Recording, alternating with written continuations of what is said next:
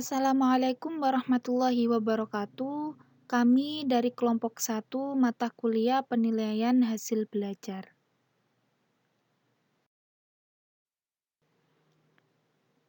Di sini kami akan menjelaskan tentang jenis-jenis dan karakteristik penilaian hasil belajar. Pertama, definisinya. Jadi, tes hasil belajar merupakan salah satu jenis tes yang digunakan untuk mengukur perkembangan atau kemajuan belajar peserta didik setelah mereka mengikuti proses pembelajaran. Ditinjau dari segi bentuknya, tes hasil belajar ini dibagi menjadi dua macam, yaitu yang pertama, tes hasil belajar berbentuk uraian, dan yang kedua, tes hasil belajar berbentuk objektif.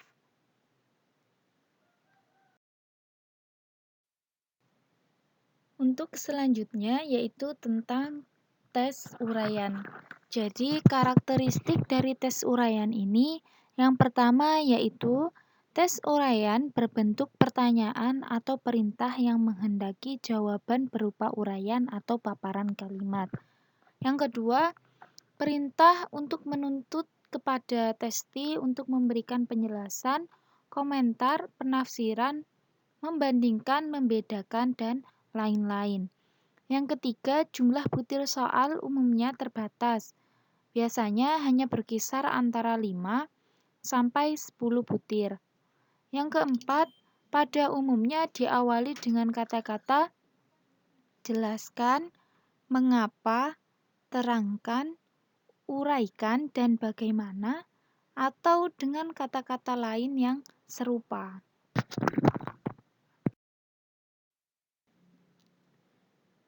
Untuk tes uraian ini dapat digolongkan menjadi dua macam, yaitu yang pertama, tes uraian bebas atau terbuka. Biasanya jawaban sepenuhnya diserahkan kepada testi. Untuk yang kedua yaitu tes uraian terbatas. Biasanya jawaban yang dikehendaki sifatnya sudah lebih terarah dan dibatasi. Untuk kelebihan dari tes uraian sendiri, yang pertama mudah dan cepat pembuatannya, yang kedua dapat dicegah kemungkinan timbulnya spekulasi, yang ketiga tester akan dapat mengetahui seberapa jauh tingkat penguasaan testi dalam memahami materi. Terus yang keempat, mendorong dan membiasakan testi untuk berani mengemukakan pendapatnya dengan susunan dan gaya kalimat hasil olah daya pikirnya sendiri.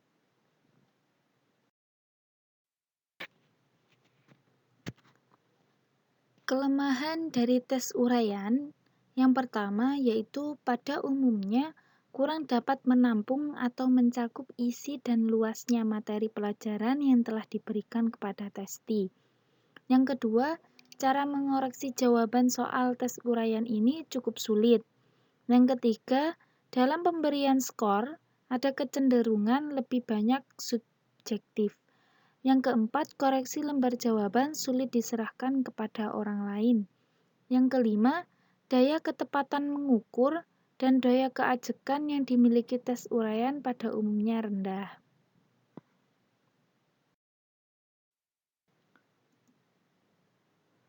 Petunjuk operasional penyusunan tes subjektif yaitu yang pertama, diusahakan agar butir soal yang dibuat mencakup ide-ide pokok materi yang diajarkan atau telah diperintahkan kepada testi untuk mempelajarinya. Yang kedua, susunan kalimat soal hendaknya berlainan dengan yang terdapat dalam buku atau bahan lain yang diminta untuk dipelajari. Setelah soal dibuat, segera pula dibuat kunci jawaban atau setidaknya ancar-ancar jawaban. Yang keempat, diusahakan agar pertanyaan jangan dibuat seragam. Yang kelima, soal hendaknya ditulis secara ringkas, padat dan jelas sehingga testi bisa lebih cepat memahaminya. Yang keenam, dikemukakan pedoman tentang cara mengerjakan atau menjawab butir-butir soal.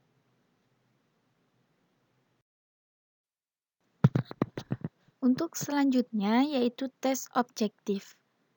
Tes ini biasanya juga dikenal dengan istilah tes jawaban pendek atau dengan disebut tes iya tidak atau juga bisa disebut dengan tes model baru. Definisi dari tes objektif ini adalah salah satu jenis tes hasil belajar yang terdiri dari butir-butir soal yang dapat dijawab oleh testi dengan jalan memilih salah satu di antara kemungkinan jawaban yang telah dipasangkan pada masing-masing soal atau simbol tertentu pada tempat yang telah disediakan. Bentuk dari tes objektif ini ada 5, yaitu yang pertama, tes benar salah, yang kedua, tes menjodohkan, yang ketiga, tes melengkapi, yang keempat, tes isian, dan yang terakhir yaitu tes pilihan ganda.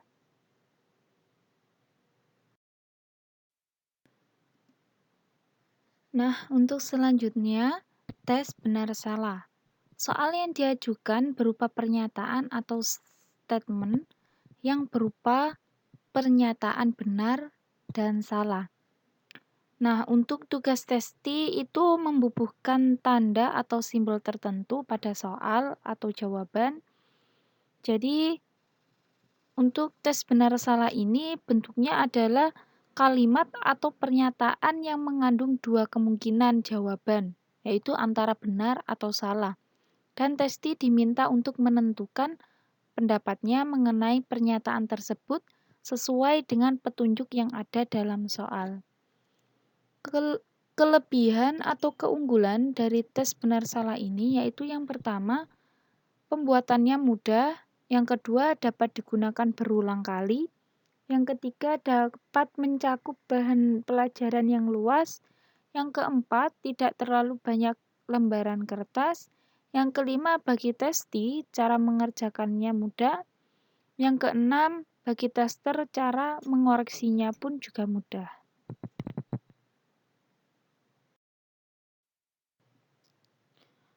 Untuk kelemahan dari tes benar salah ini yaitu yang pertama, peluang bagi testi untuk berspekulasi dalam memberikan jawaban. Terus yang kedua, sifatnya terbatas, hanya mengungkap daya ingat dan pengenalan kembali. Yang ketiga, pada umumnya reliabilitasnya rendah. Yang keempat, dapat terjadi bahwa butir soal jenis ini tidak dapat dijawab dengan dua kemungkinan saja, yaitu benar atau salah.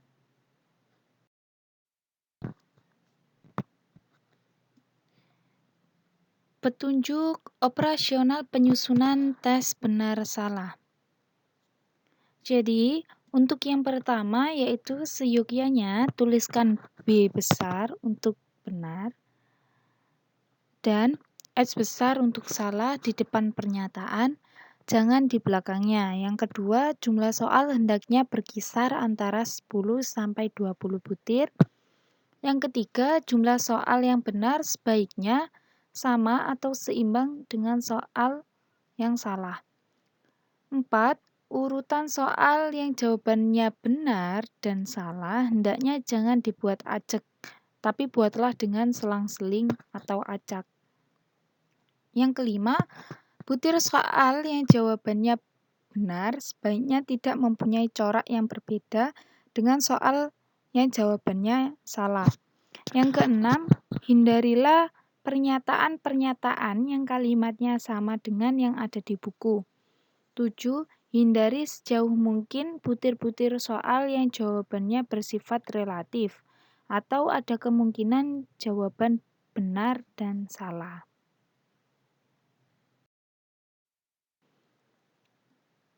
Untuk selanjutnya yaitu tes menjodohkan. Ciri-ciri dari tes menjodohkan ini yaitu yang pertama, tes ini terdiri dari satu seri pertanyaan dan satu seri jawaban. Yang kedua, tugas testi adalah mencari dan menempatkan jawaban-jawaban yang tersedia sehingga sesuai atau cocok atau merupakan pasangan atau merupakan jodoh dari pertanyaannya.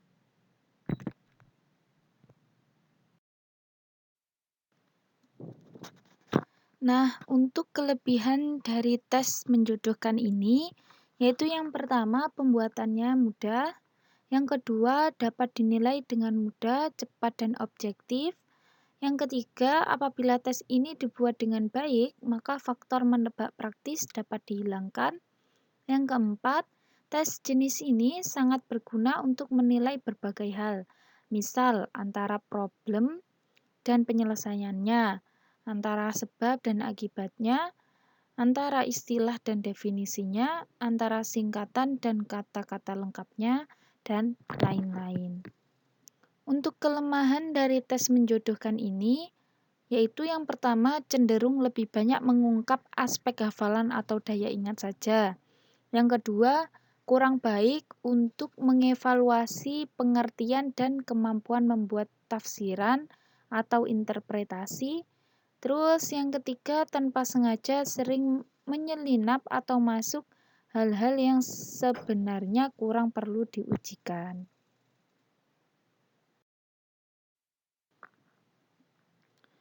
Petunjuk operasional penyusunan tes menjodohkan, yaitu yang pertama, jumlahnya tidak kurang dari 10 dan jangan lebih dari 15 butir soal.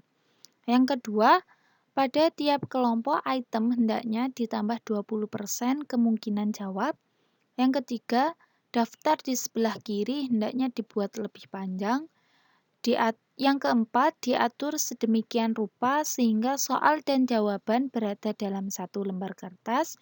Yang kelima, petunjuk mengerjakan dibuat seringkas mungkin dan setegas mungkin agar testi lebih mudah memahami petunjuk pengerjaannya.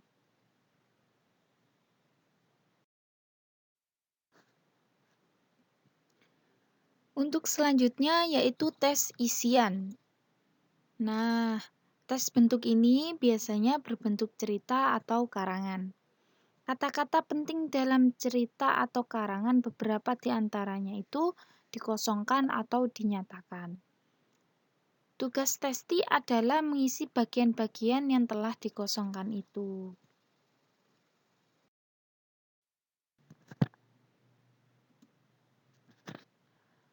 Kelebihan dari tes isian.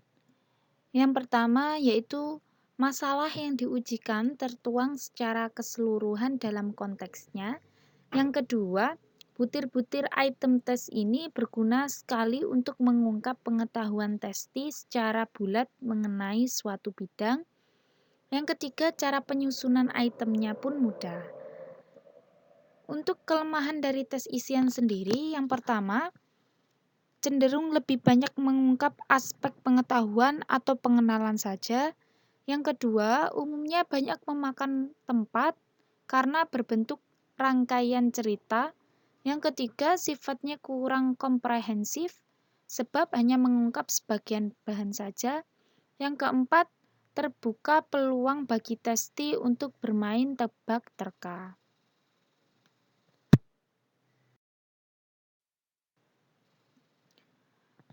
Petunjuk operasional penyusunan tes isian. Yang pertama yaitu agar dapat digunakan secara efektif, jawaban ditulis pada lembar terpisah. Yang kedua, cerita hendaknya disusun secara ringkas dan padat untuk menghemat kertas dan waktu penyusunannya. Yang ketiga, diusahakan selain mengungkap aspek pengetahuan, juga mengungkap taraf kompetensi lain yang lebih mendalam. Yang keempat, jika kemungkinan soal dapat dituangkan dalam bentuk gambar, peta, atau dan sebagainya.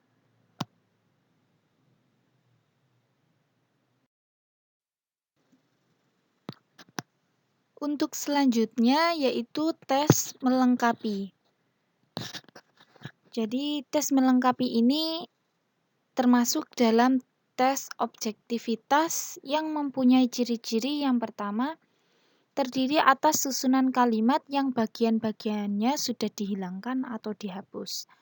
Yang kedua, bagian-bagian yang dihilangkan diganti dengan titik-titik. Yang ketiga, titik-titik harus diisi atau dilengkapi atau disempurnakan oleh testi dengan jawaban telah dihilangkan oleh tester.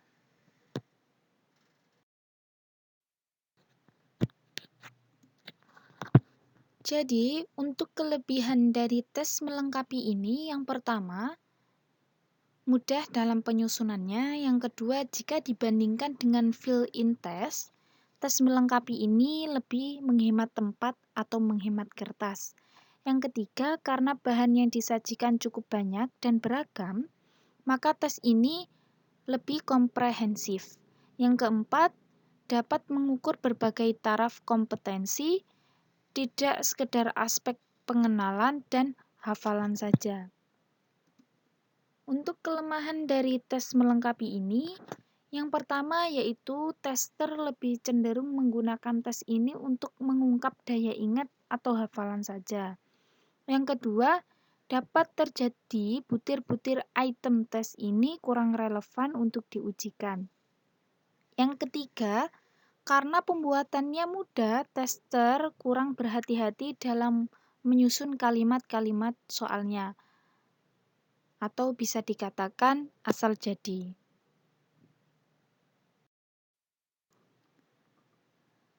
Untuk selanjutnya yaitu tes pilihan ganda.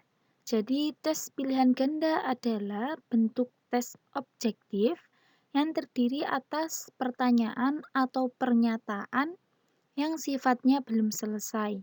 Untuk menyelesaikannya harus dipilih salah satu atau lebih dari beberapa kemungkinan jawaban yang tertera. Nah, tes pilihan ganda sendiri terdiri atas dua bagian. Yang pertama yaitu soal dapat berbentuk pertanyaan atau pernyataan. Yang kedua, option atau alternatif yaitu kemungkinan-kemungkinan jawaban yang dapat dipilih oleh testi. Terus, option atau alternatif ini juga terdiri atas dua bagian. Yang pertama yaitu satu jawaban betul yang biasa disebut kunci jawaban. Yang kedua yaitu beberapa pengecoh atau distraktor yang jumlahnya berkisar antara 2 sampai 5 buah.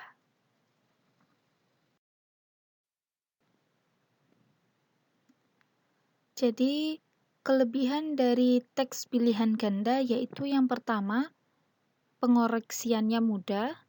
Yang kedua, waktu koreksi itu lebih cepat. Yang ketiga, mengcover materinya lebih luas. Yang keempat, mudah dianalisis.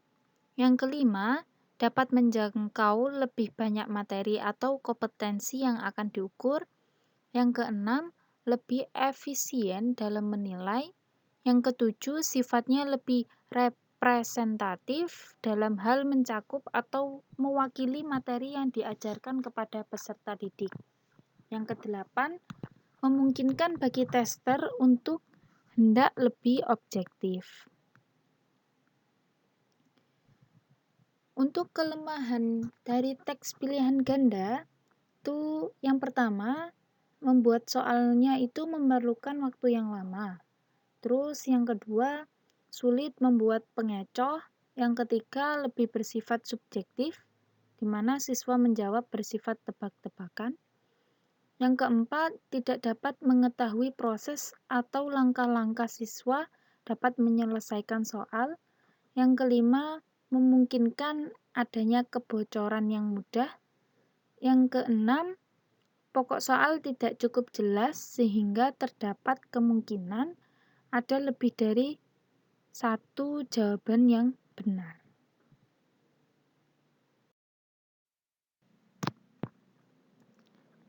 Jadi, mengingat pentingnya suatu tes tersebut, apalagi digunakan sebagai alat pengambil keputusan, tentunya diperlukan sebuah tes yang baik. Nah, tes yang baik itu harus memenuhi karakteristik tes yang baik pula.